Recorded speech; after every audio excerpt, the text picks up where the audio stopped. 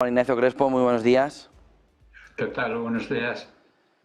¿Cómo ves la fotografía alrededor de los datos de China que conocimos en el fin de semana? La rueda de prensa que también hemos visto, ¿es suficiente para calmar el mercado o necesitamos más conocimiento del plan?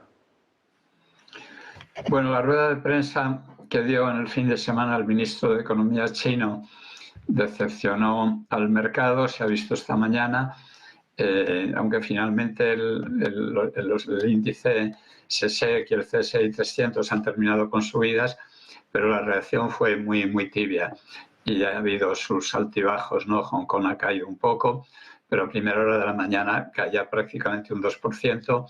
A ver, la falta de concreción en las medidas que quiere anunciar el gobierno chino y que no acaba de anunciar en cuanto a cantidades precisas de apoyo al sector inmobiliario, de emisión de deuda pública, etcétera, pues es lo que tenía hoy a la bolsa un poco dubitativa tras las subidas tan fuertes de las últimas 2 semanas, ¿no?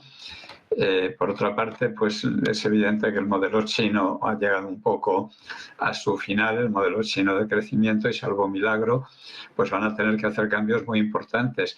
Lo complicado es que parte de esos cambios políticamente pues no son aceptables para la estructura política actual de China. El cambio fundamental es aumentar el consumo privado y el consumo de las familias, y eso exige pues ceder gran parte de ese poder adquisitivo a esas familias, exige controlar la deuda pública de los estados, de los diferentes estados, de las diferentes regiones chinas, que están pues prácticamente quebrados porque basaron mucho sus ingresos en el crecimiento del sector inmobiliario, y el sector inmobiliario de conjunto en China pues está prácticamente quebrado desde hace 2 años y necesitado de una reestructuración, necesitado de un plan de soporte, un plan de rescate, etcétera. Muchos problemas que se le acumulan ahora al gobierno chino y que finalmente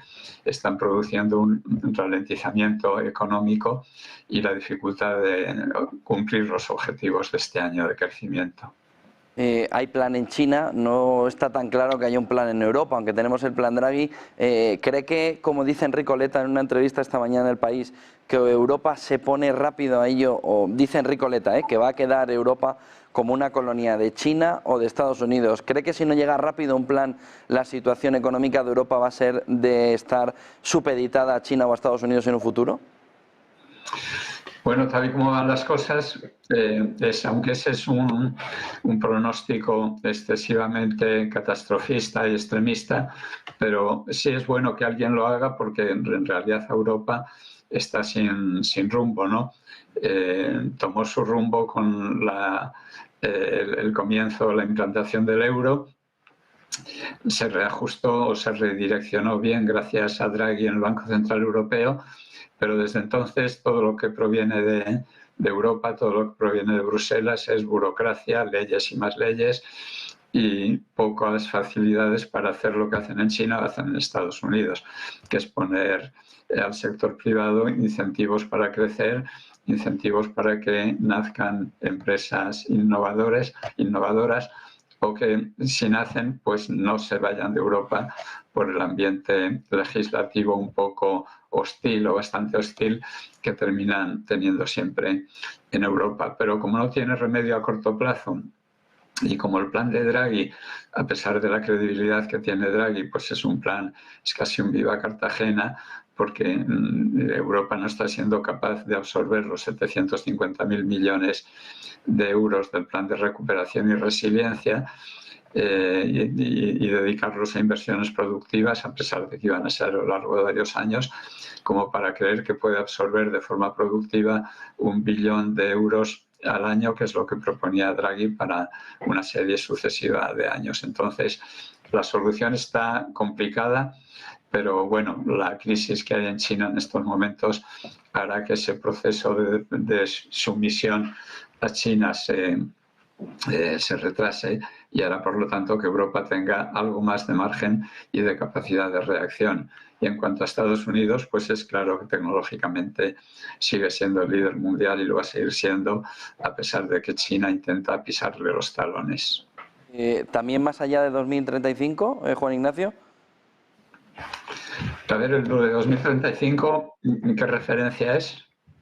Digo, también más allá de un sorpaso económico por la mitad de la década de los 30, ¿podrá aguantar Estados Unidos? Ah, sí, sí, vamos, eso, a ver, lo importante es el PIB per cápita, ¿no? China con 1.200 millones de habitantes, pues es evidente que a poco que crezca su PIB per cápita, pues va a superar a Estados Unidos antes o después. Pero naturalmente con una población mayor, pues es normal tener un PIB más alto sin que eso necesariamente signifique que económicamente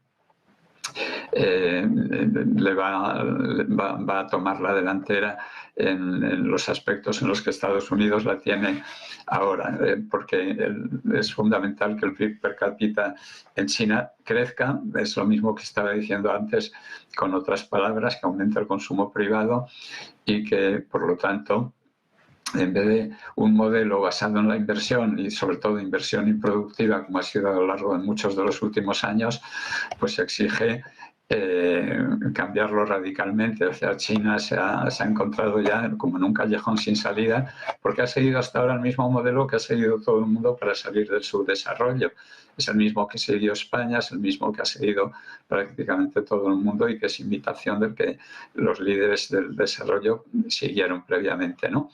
Eso parece que ha llegado a su final y China tiene que hacer cambios fundamentales y por lo tanto esos cambios no se pueden hacer sin crisis política.